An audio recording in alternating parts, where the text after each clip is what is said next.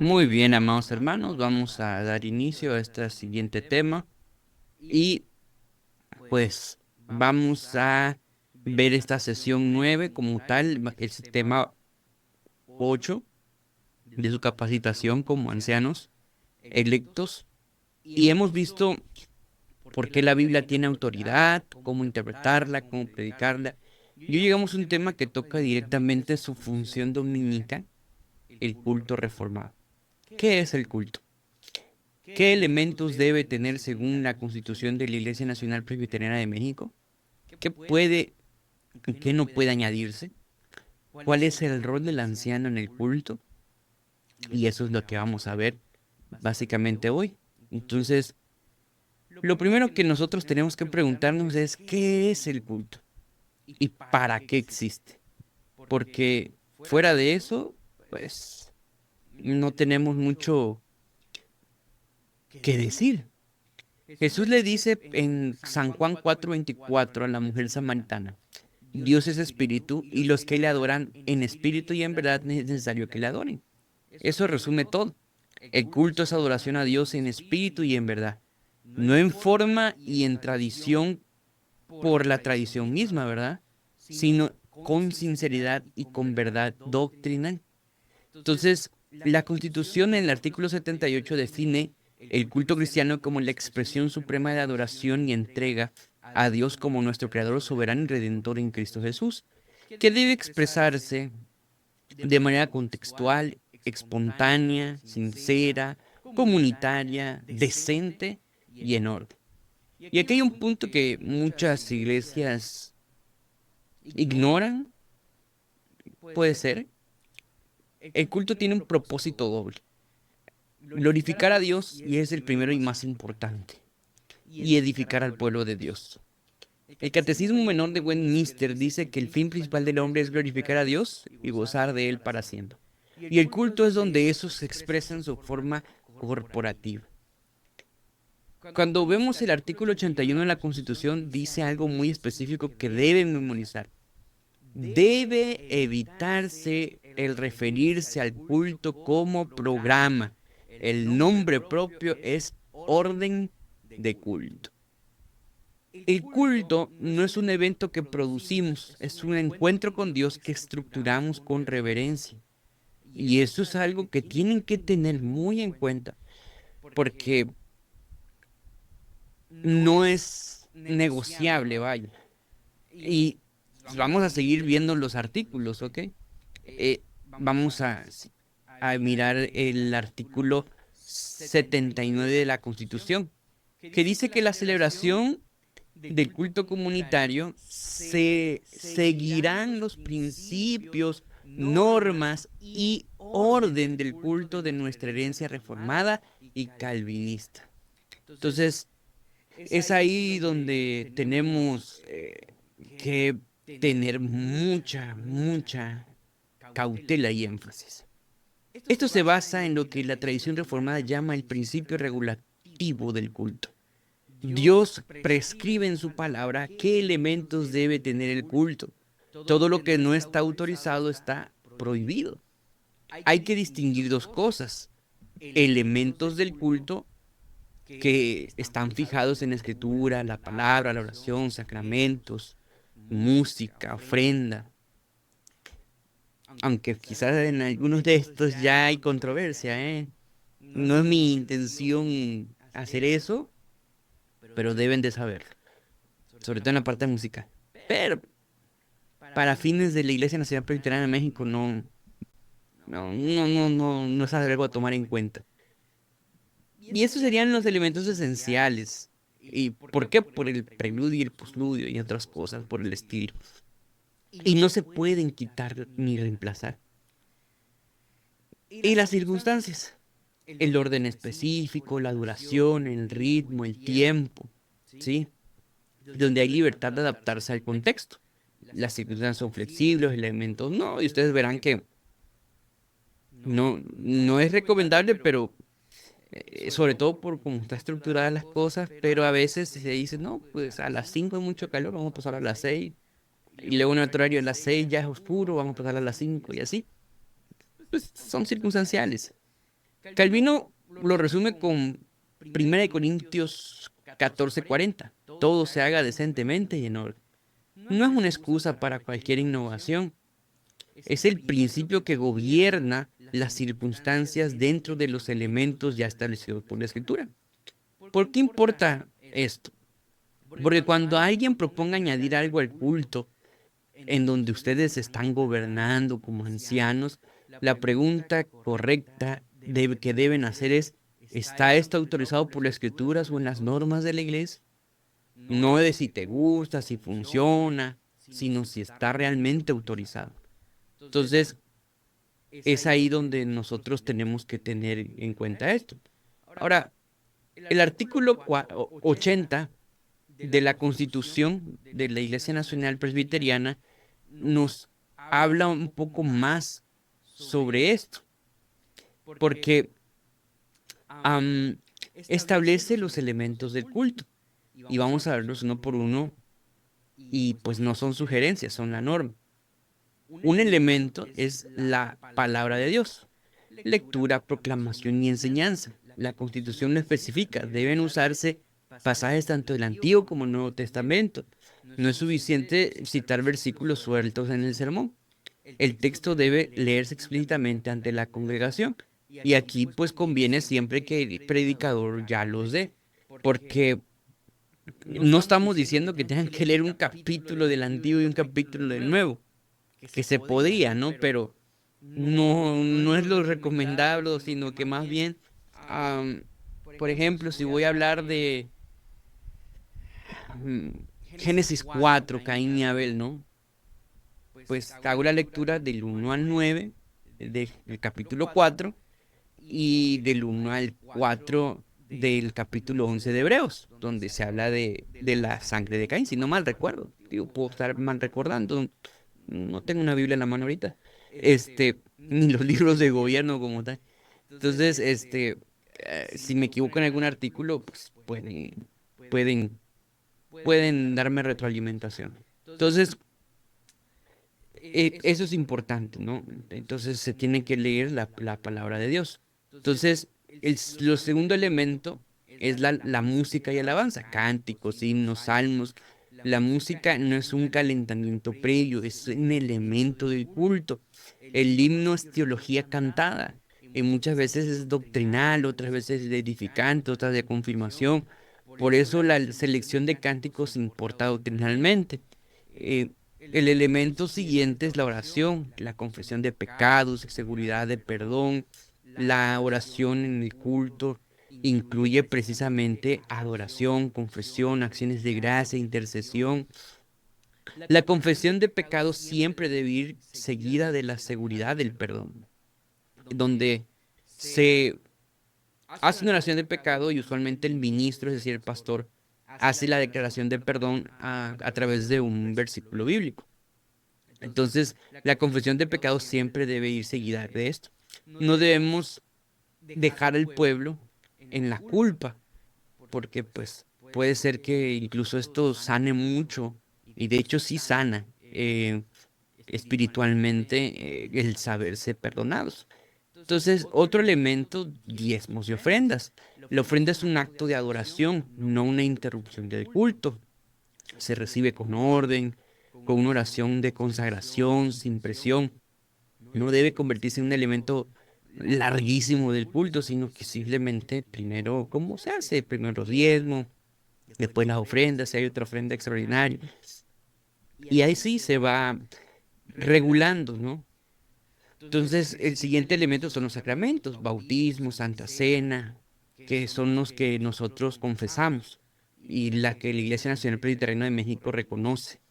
Son solo dos, no hay más en la tradición reformada, y eso lo veremos más a detalle en los sábados siguientes. Dentro de 2 o 3 clases vamos a estar hablando fuerte sobre esto. Entonces, elemento 6, los testimonios. Son un elemento del culto, sí, pero con orden y propósito. O sea, sí podemos invitar a un hermano de la iglesia o de afuera a dar un testimonio, no es un espacio libre para cualquier relato de que nada más vengan a hablar de sus problemas. Un testimonio de la obra de Dios con brevedad y enfoque. Es decir, pues yo tenía, por ejemplo, este diagnóstico, me destruyó emocionalmente por esto, por esto, por esto, por esto. Pero al final yo vi que Dios me mandó esto para esto y hoy estoy así y estoy agradecido y Cristo, o sea, siempre todo redunda en Cristo, ¿eh? Este, y se puede dar unos 10 minutos para eso, 5 dependiendo, a veces hasta 20 o 15 dependiendo el tipo de culto y así. O sea, no hay ningún problema con esta parte.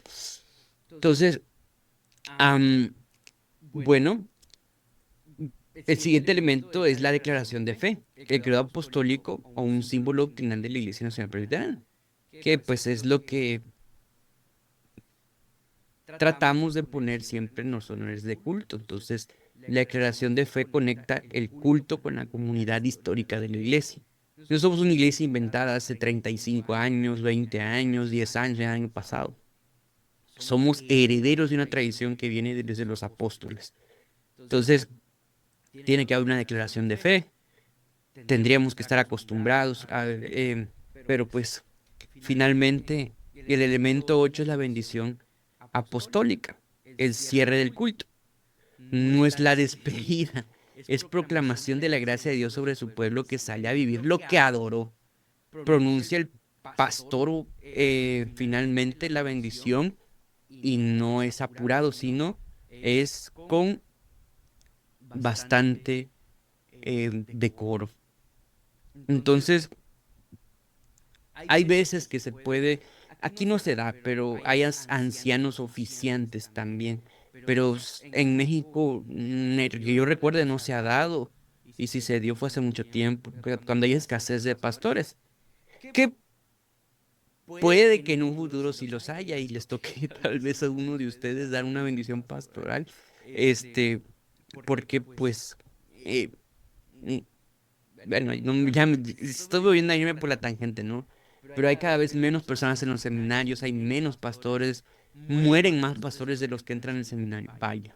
Entonces, sí, se viene en unos 10 15 años una escasez de pastores donde vamos a volver a ver a un pastor por 3 iglesias. Y ahí es donde ustedes como ancianos, si están genuinamente preparados, van a decir, soy el anciano de la iglesia.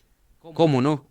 Yo predico, yo puedo aconsejar, visitar, yo puedo hacer mi llamado, ¿no? No estoy de tiempo completo, pero puedo hacerlo, sopesarlo con mis demás, este, hermanos que estamos en la misma, ¿no?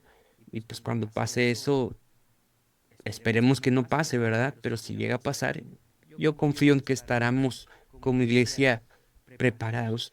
Entonces, am, pero pues por ahorita eso solamente es el pastor. Y pues repito, tiene que haber un permiso del presbiterio, al consistorio y así. Entonces, estas cosas que nosotros tenemos que mirar. Ahora, vamos a ver unos términos que nosotros vamos a ver que significan diferentes cosas y a veces no se les hace tal distinción. Entonces, culto. El culto es la totalidad del encuentro entre el pueblo de Dios y su Señor. Todo lo que ocurre desde del llamado a la adoración, al culto, hasta la bendición apostólica, es el culto. Vaya. Ahora, la liturgia es la organización de los elementos del culto y la manera en que se ordenan. Viene del verbo leiturgia o liturgia, que significa servicio público. El orden de culto impreso que tienen en las manos es la liturgia del día. Vaya. Y ritual es la forma específica de cómo se desarrolla cada elemento. Ponerse de pie, arrodillarse, el procedimiento de distribución en la Santa Cena, el modo del bautismo. El libro de culto y liturgia de nuestra iglesia contiene los rituales oficiales.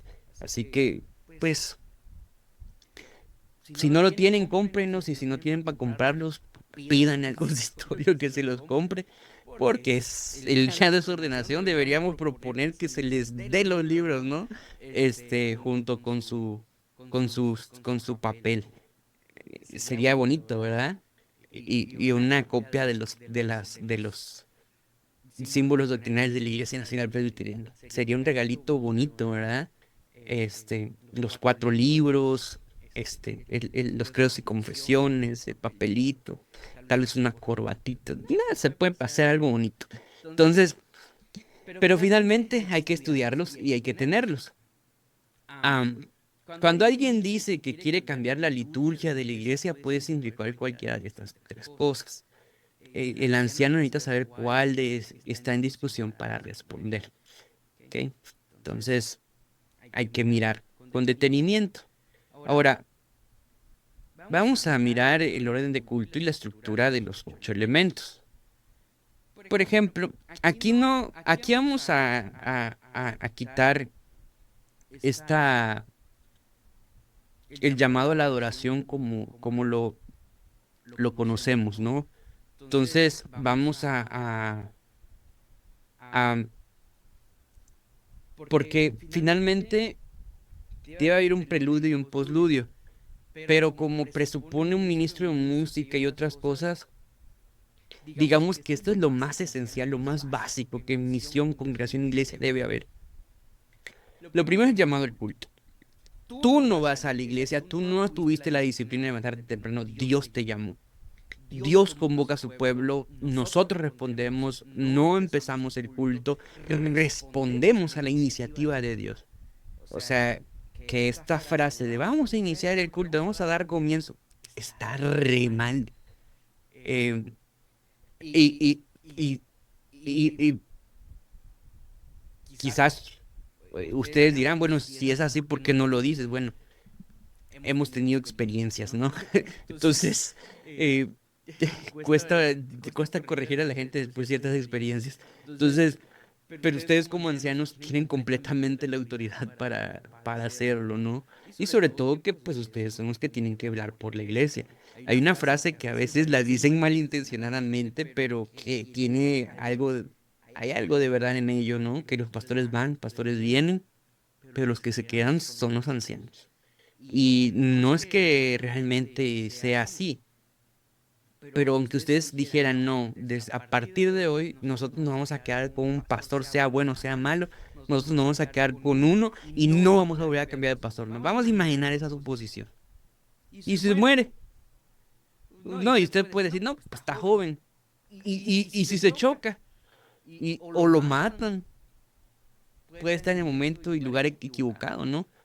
Simplemente Dios se lo lleva. O sea, sí, hermano, no podemos descansar en una sola persona. Finalmente, tampoco es como que dejamos descansar en ustedes tres nada más, sino es un cuerpo colegiado. Entonces, esas correcciones ustedes tienen que aprender a hacerlas y enseñar a hacerlas a los futuros líderes, porque en su misión, congregación o en la misma iglesia, cuando corregimos con amor a alguien, estamos creando un hábito y algo bonito, hermanos. De verdad que cuando uno lo hace con amor, la gente suele responder bien, pero muchas veces, al menos en el caso del pastor, como nos ven como una figura muy de autoridad, am, pues casi siempre lo ven como regaño, pero si lo hace un anciano de la iglesia, lo ven como que más tranquilo.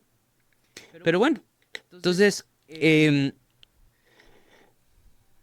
eso, no es que no vamos a iniciar el culto, no, no, la iniciativa es de Dios. El texto bíblico, o sea, ustedes se van a parar, es que esta es la nueva, otra versión de la Biblia, y van a ver como directores, van a quedarse en silencio y van a leer, por ejemplo, cuán preciosas son tus moradas, oh Señor de los ejércitos, anhela mi alma y aún desea con ansias los atrios del Señor.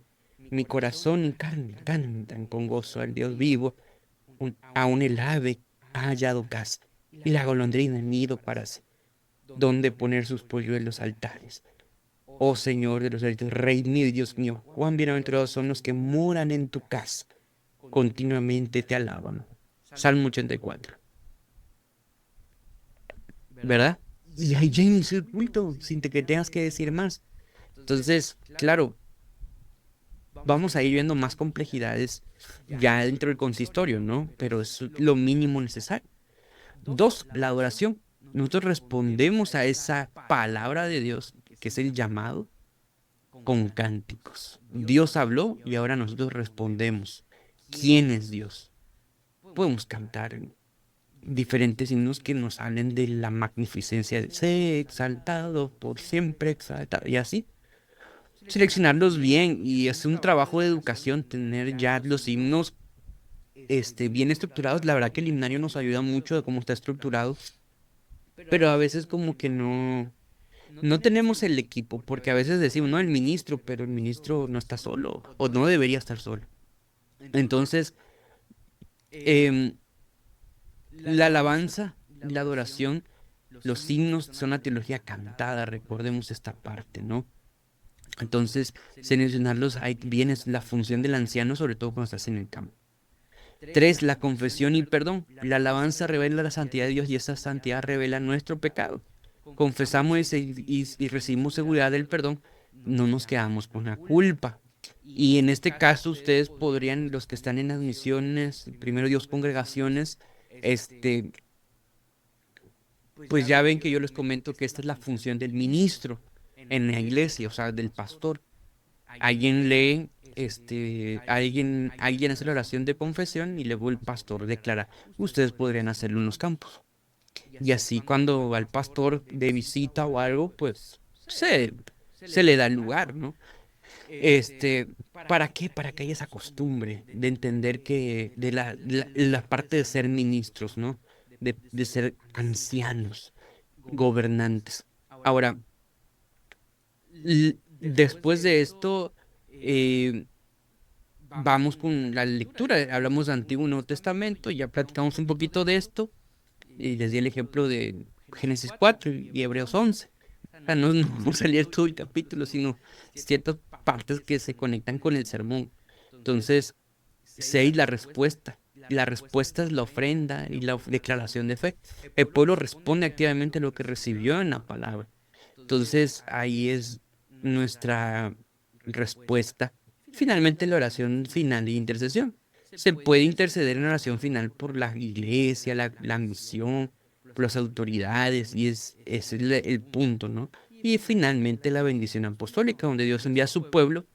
La cultura que nosotros tenemos es extraña porque decimos, ¿no? A veces escuchamos en oración final que esa paz que dejamos en nuestros hogares la encontremos. Yo tengo muchos problemas con esa frase, primeramente porque no todos dejaron con paz en su casa y no puedes asegurar que así sea, pero lo que sí puedes asegurar es que han sido bendecidos, eh, y como han sido bendecidos, finalmente podemos decir que van a ser de bendición, con lo que tú has hablado, Señor, seamos de bendición a donde quiera que vayamos. Eso sí. O que en nuestros hogares seamos de bendición y llevemos paz. Eso también. Pero no presuponer cosas que no sabemos, ¿no? Y después la bendición apostólica, que para eso es. O sea, realmente te regresas bendecido a tu casa. Entonces, el culto termina con esa palabra de Dios y no con anuncios de actividades. Luego se hace como que un punto y aparte y en teoría se da espacio para que los no miembros salgan y se den los avisos de interés. Pero eso ya no es el culto. Ahora, vamos a la siguiente parte. ¿Ok? Entonces, vamos a, vamos a mirar esto. Am, am, Cuando vemos el orden de culto, narra siempre el Evangelio en miniatura cada domingo. Entonces, Von Almen, uno de los grandes liturgistas reformados, lo dice así. En el culto se recapitula la historia de la salvación, es decir, se resume la obra de redentora de nuestro Señor Jesucristo. La lógica es la de Isaías 6. Dios está en el trono, convoca, el pueblo entra y alaba. La alabanza revela la santidad de Dios. Esa santidad revela el pecado. ¡Ay de mí! Que soy muerto. Después viene el perdón, el carbón encendido que toca los labios. Solo entonces el pueblo puede escuchar y responder a la misión.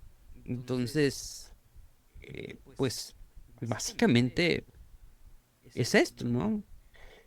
Ese es el movimiento del culto reformado. Dios convoca un llamamiento a la adoración, el pueblo alaba, el pueblo confiesa, Dios perdona, Dios habla, el pueblo responde y Dios envía. Véanlo de esa manera. Entonces, el cómo le llamemos en su forma, pues ya es otra cuestión, ¿no? Ahora, ¿qué puede o no puede añadirse al culto?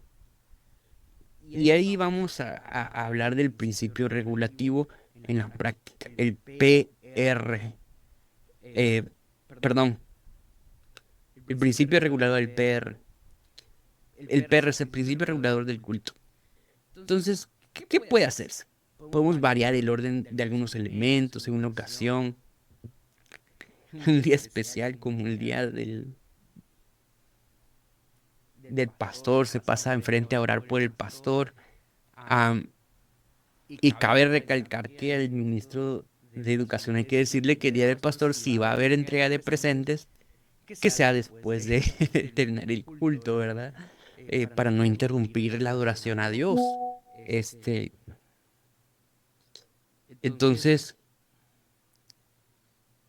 em, vamos a mirar esta parte, ¿no?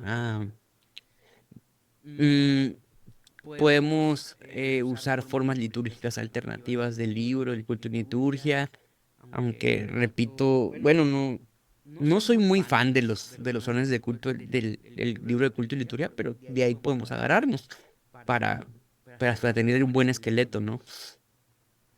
Porque ya hay para diferentes ocasiones.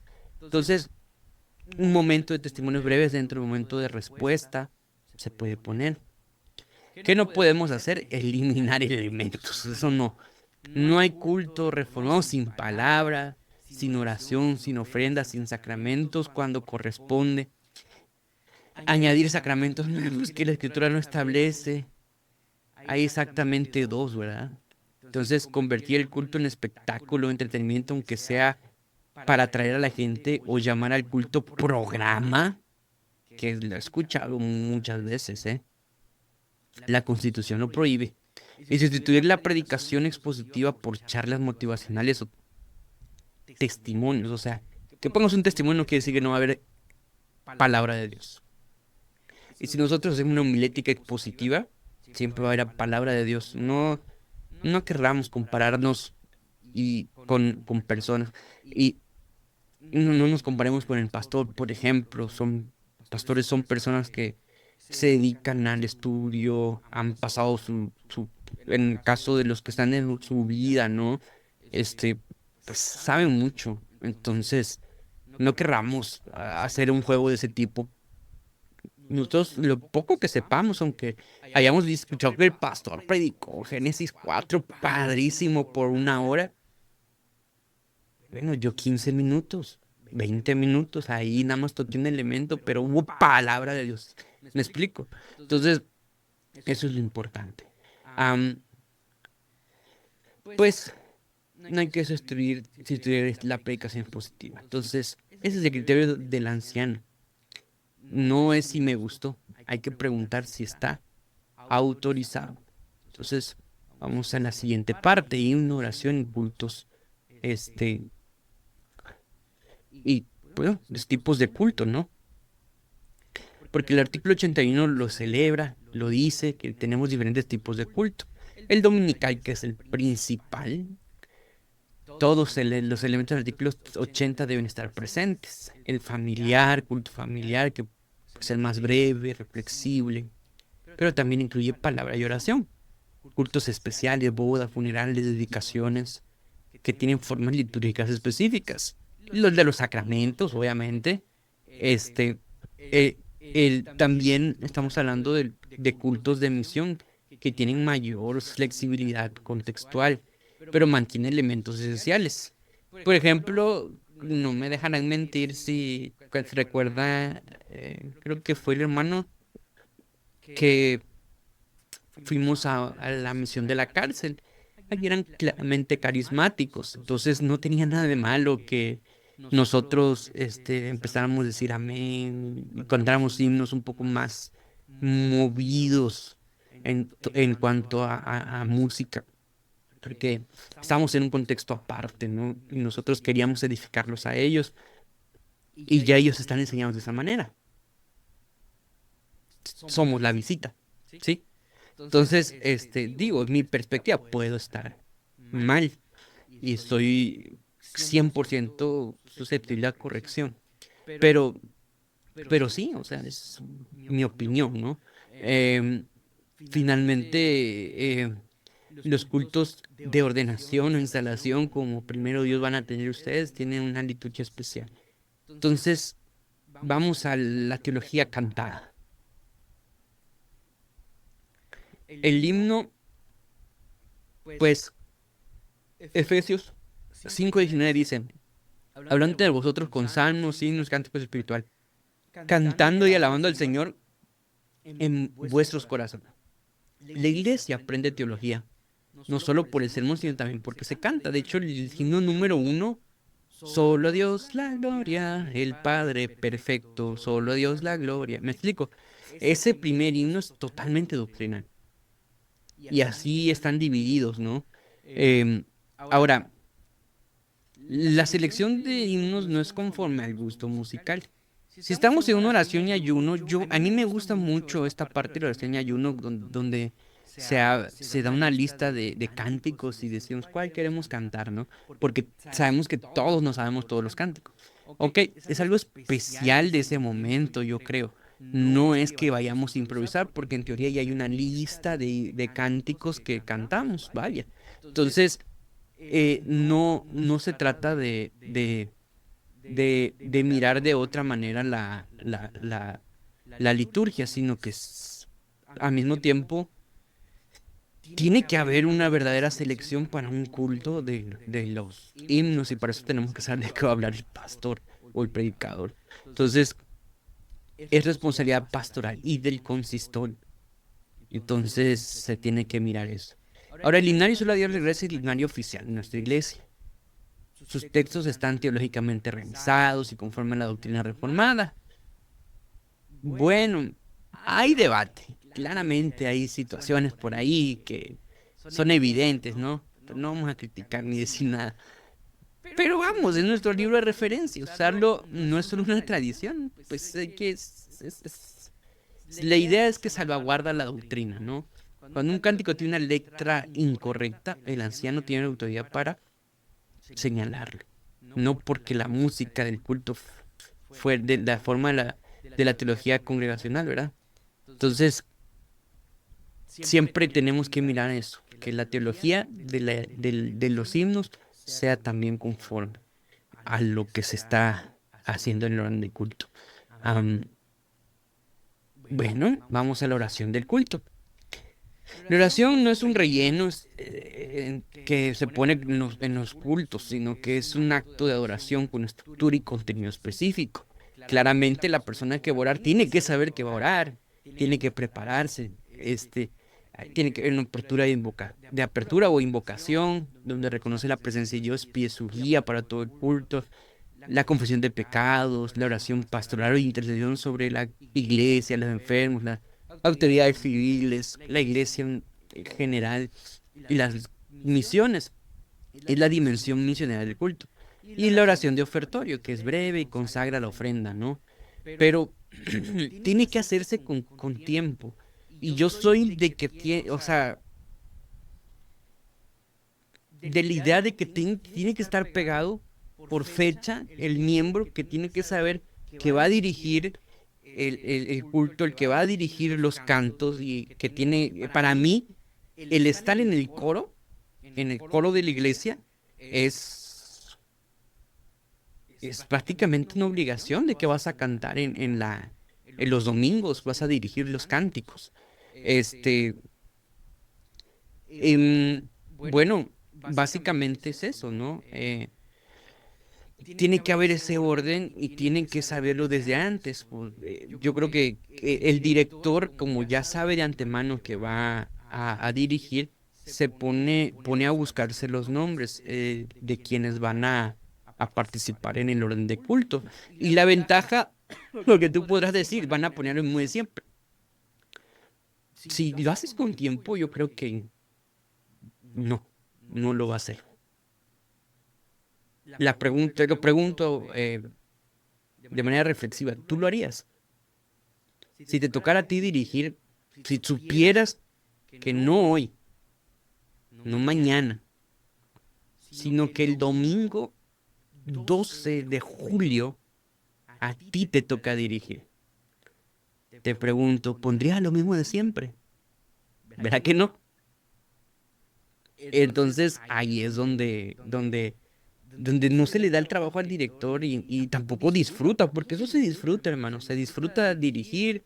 Yo recuerdo la primera vez que dirigí, imprimí ese orden de culto en una hoja blanca y le puse los textos y bueno, hice muchas cosas mal también, ¿verdad? Pero era mi primera vez. Pero vamos, justamente me acuerdo que a los que veía que nadie nunca los tomó en cuenta, se lo dije con tiempo y no fue la mejor liturgia en cuanto a continuidad, pero sí hubo gozo de parte de los que participaron y se sintieron bastante edificados, ¿no? Entonces, yo no digo que así lo hagas, ¿verdad? Pero me refiero a que sí puede haber algo diferente ahí. Entonces, en la oración tomen en cuenta avisar con tiempo y vean ustedes como ancianos que se avise con tiempo. Entonces, am, pues un anciano que preside el culto no improvisa, ¿verdad? La oración. Porque finalmente a su oración, hermanos, ustedes deberían hacer siempre la oración final de manera pastoral. Y terminar con alguna declaración de los símbolos doctrinales. O el credo de los apóstoles, o el Padre Nuestro, o las bienaventuranzas, o el Shema, oye Israel, Jehová nuestro Dios, Jehová uno es, y amarás al Señor, sí. Entonces, tendrían que terminar de esa manera para ir enseñando. Una oración bien preparada edifica más que una improvisada. ¿Eh? Por favor, anoten. Una oración bien preparada edifica más que una improvisada. Porque cuando lo prepares no solamente se trata de que lo lleves escrito, que lleves un bosquejito, sino que también ores para que tú seas de bendición en el momento que te toque dirigir a la iglesia en el orden de culto. Que Dios te use para que sea Él quien lo dirija. Entonces, vamos a los errores de preparación. Entonces, el anciano no es un asistente del pastor en el culto, es corresponsable. Y hay 6 funciones concretas. Puede presidir cultos en todos lados de la iglesia. Y eso también es importante. Por ejemplo, am, dado que la iglesia de Betania, todos sus miembros son iglesia y campos, eh, pues básicamente también implican las misiones y congregaciones. Entonces, en cultos especiales, en ausencia del pastor, necesita conocer el orden, las fórmulas litúrgicas. Entonces, sí, puede presidir cultos. Segundo, puede exhortar con la Biblia. 10, 15 minutos estructurados como un sermón con texto y una idea central y aplicación. No es un comentario devocional improvisado, lo tiene que traer. Tercero, distribuye los sacramentos, la Santa Cena, el anciano distribuye los elementos junto al pastor. En el bautismo, ayuda al pastor en el ritual, debe conocer las formas del libro y ayudar al pastor, porque en verdad que yo, a menos yo aquí se los confieso, me pongo nervioso y me pasó muchas veces que se me olvidaba que el juramento de la Biblia. Y hacía las preguntas y los hermanos así, en fin, ¿no? Entonces, son cositas ahí que ustedes tienen que estar checando. Y ya cuando Dios es pastor, se le olvida esto, pastor. ¿Para qué? Ese es el orden que deben guardar también. Entonces, deben conocer las fórmulas. Ahora, custodian la sana doctrina en el culto. Si en un culto se enseña algo doctrinalmente incorrecto, el anciano tiene la autoridad y responsabilidad de señalarlo. ¿Sí? Ahí depende la gravedad y la prudencia. Yo lo que les recomendaría es que si hoy se predicó algo mal, lo anoto y como era un invitado o algo así, al domingo siguiente hago la misma predicación pero correctamente. Es lo que yo suelo hacer. Gracias a Dios aquí no lo he escuchado, pero, pero sí. Y en general lo he hecho como 2 veces en toda mi carrera y trayectoria. Este, no me ha tocado, la verdad, en el presbiterio del Golfo ver eso. Al contrario, veo que los ancianos en general predican bien, se preparan. Entonces, o tal vez no me toca escucharlo, no lo sé. Pero ahí es donde ustedes hacen eso. Si lo que dice es muy grave, atenta contra el Evangelio, contra Cristo y contra la iglesia, o ya se vuelve tiradera, sí, hermano, hay que interrumpir. Este es parte del llamado. Es incómodo, pero, pero sí. Estoy hablando de que estás viendo un momento donde el nombre de Cristo está siendo pisoteado. Entonces, no puedes quedarte. Calvino le llamaban el perro, ¿no? Porque él tiene una frase, dice, si un perro ladra cuando su dueño está en peligro, yo sería menos que un perro si no hago nada cuando se adultera la palabra de Dios, ¿no? Entonces, sí, hay que tener mucho cuidado, no estoy diciendo que lo vayan a hacer, espero que nunca les toque, ¿verdad? Pero hay que también estar predispuestos a proteger la doctrina. Entonces, esperemos que no lleguemos a ese grado, ¿no? Simplemente corregir con una predicación misma. Cuidan el orden y la decencia. 1 Corintios 14, 40. El anciano vela porque el culto se desarrolle sin improvisaciones que se comprometan en su carácter. Es decir, quiere decir que ya desde hoy saben perfectamente quiénes van a estar mañana. Tiempo también importa aquí, el orden, la actitud. Em, no me quiero meter mucho en esto, pero también la vestimenta, digo. Y en lo personal no me considero exigente, pero imagínense que pase un chamaco con su playera bien pegada o camisa, o una mujer con un vestidito, ¿me explico? O sea, no hay que, no tratemos de tapar el sol con un dedo tampoco, ¿me explico?